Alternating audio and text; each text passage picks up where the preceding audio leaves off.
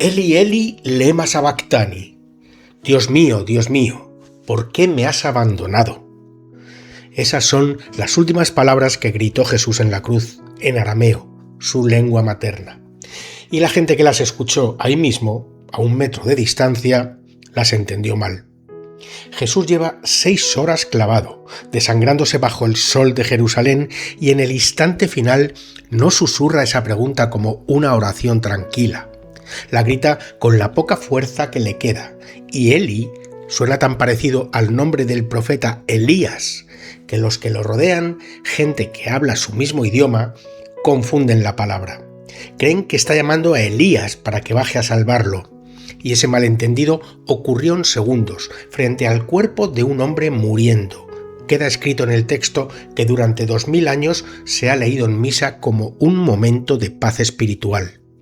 Pero esa pregunta, ¿por qué me has abandonado?, no es un grito espontáneo de dolor, es una cita textual, palabra por palabra, de un salmo hebreo escrito 700 años antes. Y ese salmo empieza en abandono absoluto, pero termina en algo completamente distinto a lo que tú crees.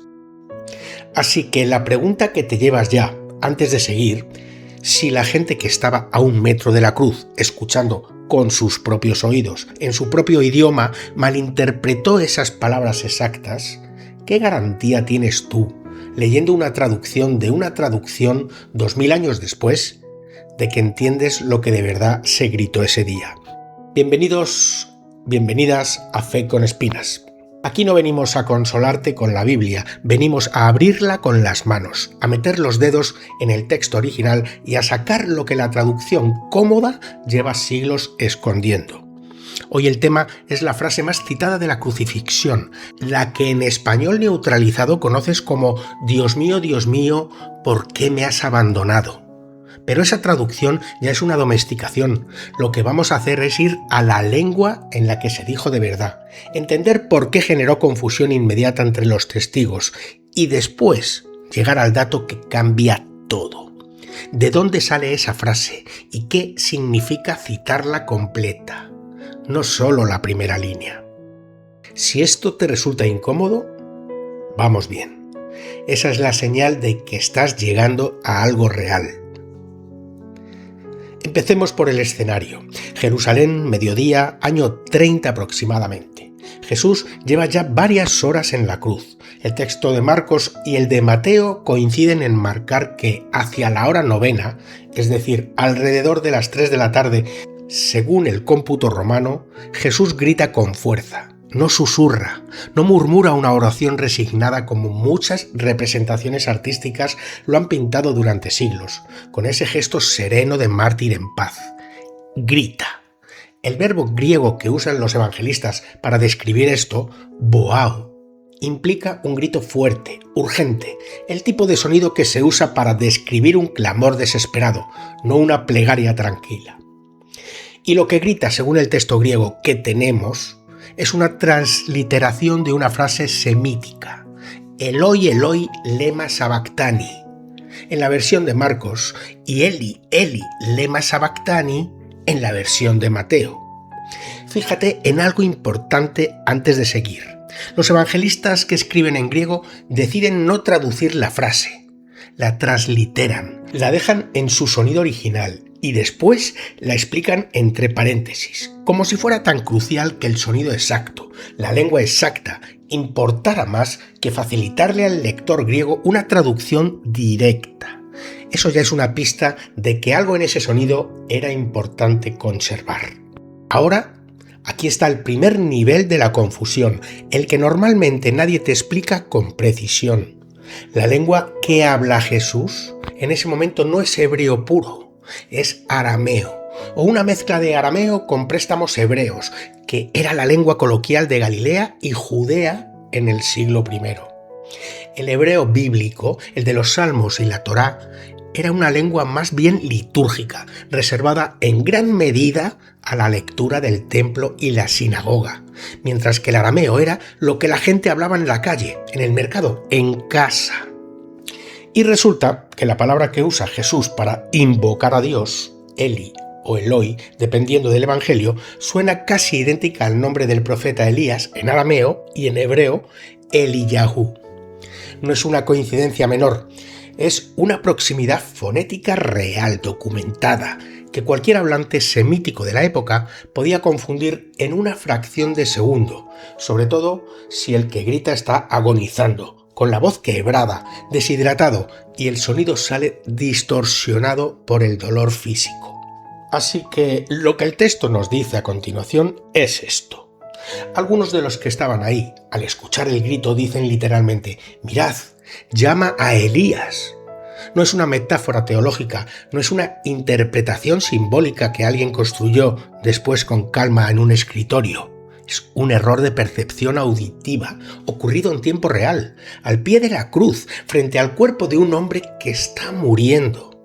Y aquí tienes la primera pregunta que deberías llevarte contigo durante el resto de este vídeo. ¿Por qué el texto cristiano, que podría haber editado esta escena para que pareciera más solemne, más controlada, conserva deliberadamente el malentendido? ¿Qué gana el relato dejando constancia de que en el momento más sagrado de toda la narrativa cristiana, la gente más cercana al hecho no entendió bien lo que estaba pasando? Eso lo vamos a responder, pero antes necesitas el segundo nivel, el que de verdad cambia la lectura completa de esta escena y que casi ningún pastor te ha explicado con honestidad. Es una cita textual y no de cualquier texto. Es la primera línea del Salmo 22, uno de los salmos más antiguos y más estudiados del corpus hebreo. En hebreo, el salmo arranca así: Eli, Eli, lama azabtani. Dios mío, ¿por qué me has abandonado? Y lo que pronuncia Jesús en la cruz es prácticamente esa misma apertura, adaptada a la fonética aramea de su entorno. Esto cambia radicalmente lo que está ocurriendo en esa escena, y aquí es donde la lectura devocional tradicional empieza a resquebrajarse si la examinas con seriedad filológica. Porque cuando una persona de tradición judía del siglo I comienza a recitar la primera línea de un salmo conocido, especialmente en un contexto de comunidad oral, donde los salmos se memorizaban completos, no necesariamente está citando solo esa línea de forma aislada. Está invocando el salmo entero. Es una práctica documentada en la literatura rabínica. Citar el inicio de un texto como forma de evocar su totalidad, su arco completo, su resolución incluida. Y el Salmo 22 tiene un arco muy concreto. Empieza así, en abandono absoluto, en desesperación extrema, con imágenes de sufrimiento físico brutal. Todos mis huesos se han descoyuntado, se reparten mis vestidos, perforan mis manos y mis pies. Imágenes que los primeros cristianos leyeron después como prefiguración directa de la crucifixión. Pero el salmo no termina en abandono, da un giro hacia la mitad y termina en vindicación absoluta. El salmista declara que Dios no ha despreciado ni abominado la aflicción del afligido, que su descendencia le servirá, que se contará al Señor a las generaciones venideras. Así que aquí tienes la tensión central que ningún sermón dominical te plantea con esta crudeza. Estaba Jesús en su momento de mayor dolor físico documentado, expresando un abandono genuino y desgarrador, sintiendo en su propio cuerpo lo que cualquier ser humano sentiría siendo torturado hasta la muerte. ¿O estaba en sus últimas fuerzas citando deliberadamente un texto litúrgico que cualquier judío de su tiempo reconocería al instante y que termina no en derrota, sino en triunfo? No hay consenso académico cerrado sobre esto, y quiero ser preciso aquí porque es exactamente el tipo de matiz que la mayoría del contenido cristiano en YouTube aplana sin pudor para sonar más dramático. Hay estudios que defienden la lectura del abandono real, anclada en el realismo brutal del sufrimiento humano de Jesús, algo teológicamente importante para ciertas tradiciones que insisten en que Jesús experimentó el abandono divino de forma genuina y no actuada. Y hay otros que defienden la lectura de la cita estratégica, el código teológico, donde Jesús, incluso agonizante, está comunicando con quienes lo escuchan que su sufrimiento no es el final de la historia, que está enmarcado dentro de un salmo que termina en restauración. Lo que no puedes hacer si quieres ser intelectualmente honesto con el texto es quedarte solo con la primera mitad de la frase y construir ahí toda una teología del abandono divino, ignorando que el texto que está citando tiene una segunda mitad que la contradice casi por completo. Y esto nos lleva de vuelta al malentendido de los testigos, porque ahora cobra un peso distinto. Mientras Jesús pronuncia posiblemente las primeras palabras de uno de los salmos mesiánicos más cargados de significado en toda la tradición judía, la gente que lo rodea no escucha un código teológico, escucha un nombre mal pronunciado, escucha Elías, donde había Eli. Y en lugar de reconocer la cita, en lugar de captar la referencia que cualquier persona mínimamente formada en las escrituras hebreas debería haber captado, deciden esperar, casi con morbo, a ver si el profeta Elías baja a rescatarlo. El texto incluso registra que alguien empapa una esponja en vinagre y se la ofrece, mientras otros dicen: «Dejad, veamos si viene Elías a salvarlo», convirtiendo el momento más teológicamente denso de toda la pasión en un espectáculo de expectación casi morbosa. Ahí tienes la ironía que sostiene este episodio entero, el momento de mayor profundidad escrituraria de Jesús. Posiblemente una cita deliberada y consciente de un texto sagrado en su lengua materna fue recibido por la multitud como ruido, como una llamada de auxilio a un profeta que no iba a venir.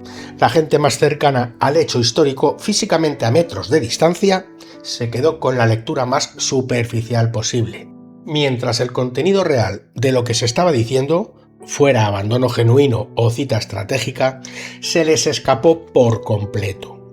Y aquí tienes que hacerte la pregunta incómoda que evita casi todo el contenido cristiano de Internet. Si esto le pasó a la gente que estaba físicamente presente, escuchando con sus propios oídos, en su propia lengua, en tiempo real, ¿qué posibilidades reales tienes tú de estar entendiendo correctamente un texto que te llega filtrado por al menos 3 capas de traducción?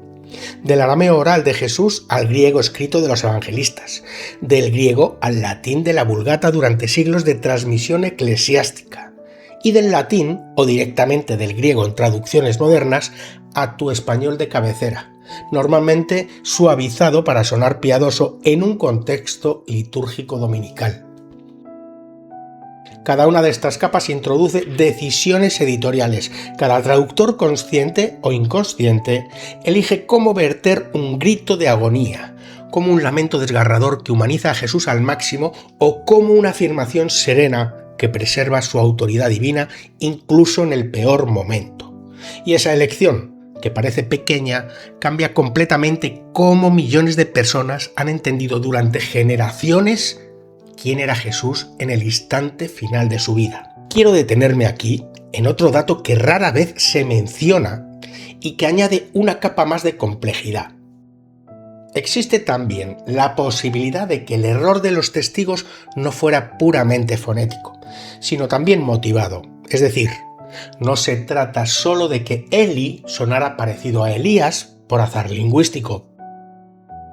En el contexto judío del siglo I, existía la creencia popular, documentada entre otros pasajes evangélicos, de que Elías regresaría antes de la llegada del Mesías, como una especie de heraldo escatológico.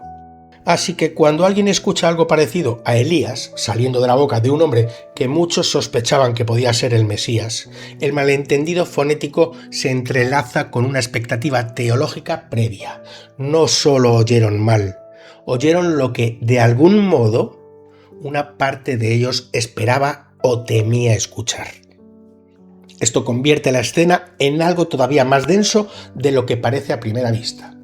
No es solo un error acústico aislado, es la intersección entre un sonido ambiguo y una mitología popular persistente sobre el regreso de un profeta, todo concentrado en los segundos finales de una ejecución pública. Y ese cóctel, ese choque entre lo que realmente se dijo y lo que la multitud quiso o temió escuchar, es exactamente el tipo de mecanismo que se repite constantemente en la transmisión de textos religiosos. No solo se pierde precisión en la traducción, se gana distorsión por las expectativas de quien escucha. Y aquí está lo que de verdad te debería inquietar, lo que conecta esto directamente contigo hoy, leyendo o escuchando esto en tu idioma, en tu contexto, con tu propia carga de expectativas religiosas heredadas.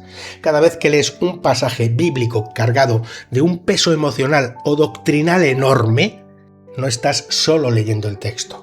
Estás leyendo el texto a través del filtro de lo que ya esperabas encontrar ahí. Igual que esos testigos al pie de la cruz, que tenían tan internalizada la expectativa del regreso de Elías que la proyectaron sobre un sonido ambiguo. Tú, probablemente, llevas internalizada una imagen de quién era Jesús, de cómo debió sonar su sufrimiento, de qué significa exactamente que invocara abandono divino. Y esa imagen previa puede estar moldeando lo que escuchas en el texto más de lo que el texto dice. Estás leyendo el texto a través del filtro de lo que ya esperabas encontrar ahí. Igual que esos testigos al pie de la cruz, que tenían tan internalizada la expectativa del regreso de Elías, que la proyectaron sobre un sonido ambiguo. Tú probablemente llevas internalizada una imagen de quién era Jesús, de cómo debió sonar su sufrimiento, de qué significa exactamente que invocara abandono divino. Y esa imagen previa puede estar moldeando lo que escuchas en el texto más de lo que el texto mismo dice. Ahora bien, ¿por qué importa esto más allá del dato curioso? Porque la lectura que termina dominando, la del abandono puro, la del Hijo de Dios sintiéndose completamente solo, separado del Padre en el instante final, se ha convertido en un pilar teológico enorme para ciertas corrientes cristianas, especialmente en la tradición evangélica y en ciertas lecturas de la teología de la sustitución penal, donde se enseña que en ese momento Dios Padre literalmente da la espalda al Hijo, cargado con el peso del pecado del mundo, produciendo una ruptura real dentro de la propia divinidad. Es una doctrina poderosa, dramática y profundamente arraigada en la predicación popular. Pero si el dato filológico que acabamos de destripar es correcto, si Jesús está citando deliberadamente la apertura de un salmo que termina en vindicación y no en derrota, entonces toda esa arquitectura doctrinal de la ruptura divina se construye en parte sobre la misma lectura superficial que cometieron los testigos al pie de la cruz. Quedarse con el sonido inicial, con la primera impresión desgarradora, sin completar el código, sin terminar de escuchar la cita entera. No estoy diciendo que la lectura del abandono real sea falsa, no. Te estoy diciendo que la certeza absoluta con la que se predica desde muchos púlpitos como si no hubiera ninguna ambigüedad filológica de fondo, es intelectualmente deshonesta. Y te estoy diciendo que el propio texto bíblico, en su construcción narrativa, parece estar advirtiéndote de este riesgo, dejando constancia explícita del malentendido de los testigos, como si quisiera que el lector futuro, tú, se preguntara si está cometiendo el mismo error que ellos. Si no te has suscrito todavía, este es exactamente el tipo de trabajo que hacemos en este canal cada semana, cada día. Ir a la lengua original, encontrar la grieta entre lo que el texto dice y lo que la tradición te enseñó que dice, y dejarte con la incomodidad en lugar de cerrarla con un lazo bonito. Suscríbete y quédate si quieres seguir entrando en estas grietas con nosotros. Así que vuelve a esa escena. Un hombre agonizando, deshidratado, con la voz rota, pronunciando con sus últimas fuerzas la primera línea de un texto sagrado que cualquier persona formada en su tradición reconocería al instante. Y a su alrededor, gente que lo escucha mal, que proyecta sobre ese sonido una expectativa mitológica sobre el regreso de un profeta y que convierte el instante más cargado de sentido teológico de toda la pasión en un momento de expectación casi morbosa, esperando un rescate que nunca llega. 2000 años después, la pregunta no es solo qué dijo Jesús exactamente en ese instante. La pregunta es cuántas veces tú, leyendo tu Biblia en tu idioma, con tu formación religiosa heredada, con tus propias expectativas sobre quién es Dios y cómo debería comportarse, has hecho exactamente lo mismo que esos testigos, escuchar lo que esperabas escuchar en lugar de quedarte el tiempo suficiente para captar la cita completa. Porque si los que estaban más cerca se equivocaron, la pregunta que te llevas hoy no es sobre Jesús, es sobre ti y sobre todas las veces que tu fe ha completado, sin que te dieras cuenta, las frases que el texto dejó deliberadamente abiertas. Destripamos textos, no los domesticamos. Hasta el próximo capítulo.